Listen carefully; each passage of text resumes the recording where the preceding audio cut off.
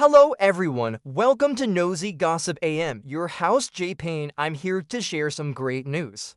The Republican bill is suddenly in serious trouble and at risk of failing completely. This is all because House Republicans were forced to make a major update to their horrible bill that would gut Medicare and privatize it. They made this update after getting absolutely savage roasted by Democrats who pointed out how terrible and unpopular their original proposal was. Now, even though they tried to walk back their extreme proposal, it didn't help much because it turns out people still aren't exactly too happy about it. In fact, the new version of the bill is even more vague than the previous one, which has apparently caused even more problems for these Republicans. I'll explain everything right now.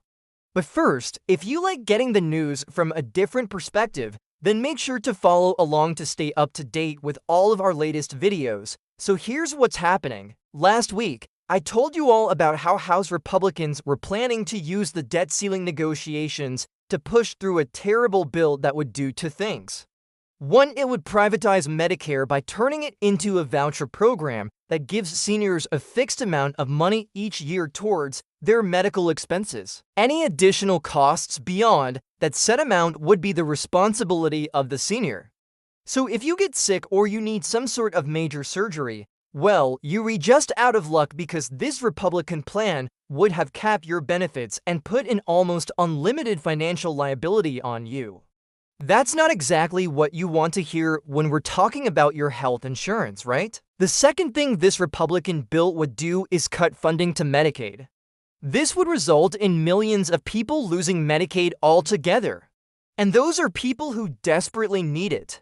These are children, these are people with disabilities, and these are low-income seniors. Luckily, Democrats were able to call out how terrible this plan was and basically roast these Republicans into the ground. It was so bad, in fact, that even Fox News had to admit that this new Medicare plan wouldn't actually work.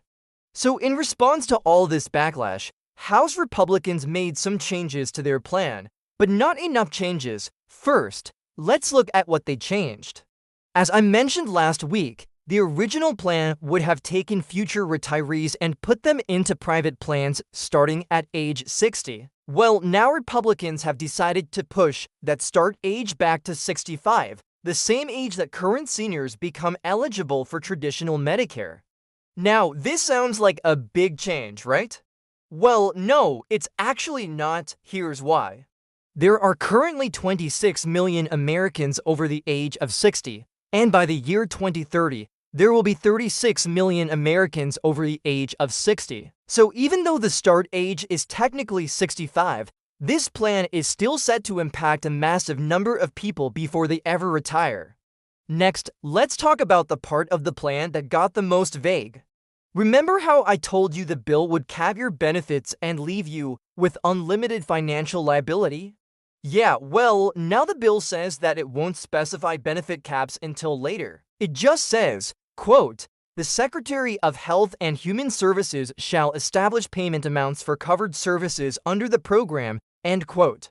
That's it. They're making the people in charge of Medicare figure out how much money you'll get later. You know what's funny? Republicans claimed that this level of uncertainty is fine because Medicare already deals with rising costs every single year, as if that's any excuse for leaving people without adequate healthcare coverage.